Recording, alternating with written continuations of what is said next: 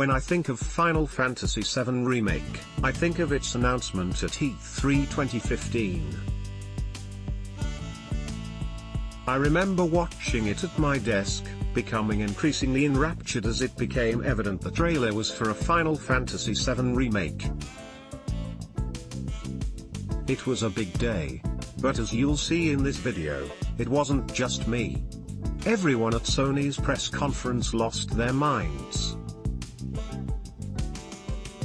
The trailer got a freaking round of applause, even with the weird name. Yes, Remake is part of the game's title. With E3 2018 around the corner, there are whispers that we'll catch an elusive glimpse of the new and improved Final Fantasy VII. But if you've never played the original or weren't around at the time of its 1997 release, you may be asking, what's the deal with Final Fantasy VII? Final Fantasy is the most famous role-playing game, rebounds per game, franchise ever, and Final Fantasy VII is the most famous Final Fantasy game ever. It sold 11 million units, according to creator Square Enix, making it the highest-selling game in the franchise. For reference, 2016's Final Fantasy XV, which was a huge success, stands at around 7 million in sales. The game was also a smash hit among critics, holding a 9.2 rating on Metacritic. GameSpot, our sister site, gave it a 9.5 upon release. It may seem crazy looking at it now, but Final Fantasy VII was a technological masterclass in 1997. Cinematic cutscenes were modeled in full motion video, and the blocky 3D models moved around in pre-rendered environments that blew minds at the time. You see this? These graphics were mind-blowing. Square Enix. Then there's the story. Final Fantasy VII follows Cloud Strife, a member of the feared soldier group. He's joined by a ragtag group of memorable characters, including Tifa, Vincent, and Barrett, and is eventually set on a course to meet Sephiroth, who's since become one of gaming's most iconic villains. Wrap both of these up in an expansive world and a deep battle system, and you've got yourself a winner. One last story note: if you haven't played the original, do not read up on its story. You'll have one of gaming's most famous moments spoiled. Why do people want a remake? People have had a thirst for a Final Fantasy VII Remake thanks to the efforts of Square Enix itself. The company teamed up with Sony in 2005 to give fans a huge tease. At E3, when Sony was unveiling its PlayStation 3 for the first time, this technical demo was shown. Those bastards showed us what Final Fantasy's intro would look like on the PlayStation 3. When they clearly had no intention of pulling through. Let me tell you, it was a long 10 years between this tech demo and the trailer for the real remake. What should I play before Remake? If you haven't played the original Final Fantasy VII yet, at this point, it's best to just wait until Remake hits. We don't know when exactly that will be, but hey, you've made it this far, right?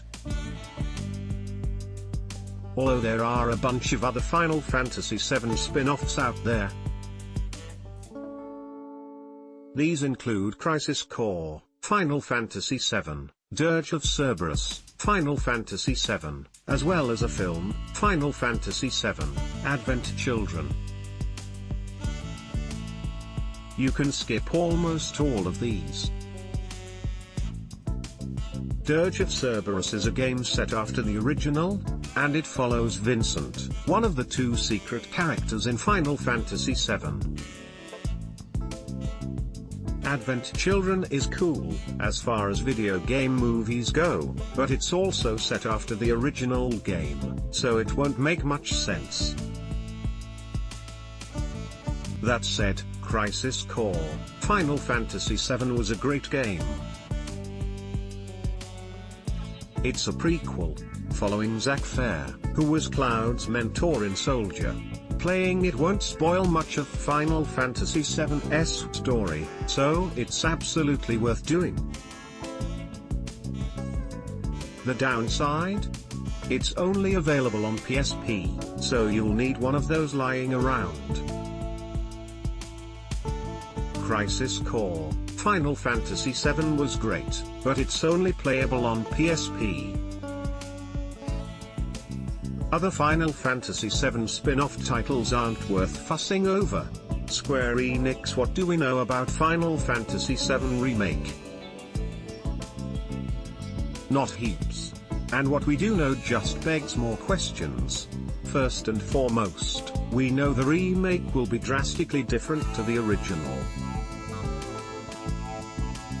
That's immediately evident in the combat. While Final Fantasy VII was completely turn-based, Final Fantasy VII Remake is a real-time action game.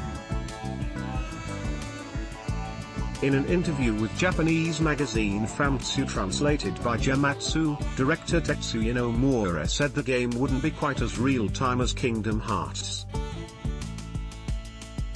So how this real-time but not completely real-time combat system will work, we do not know.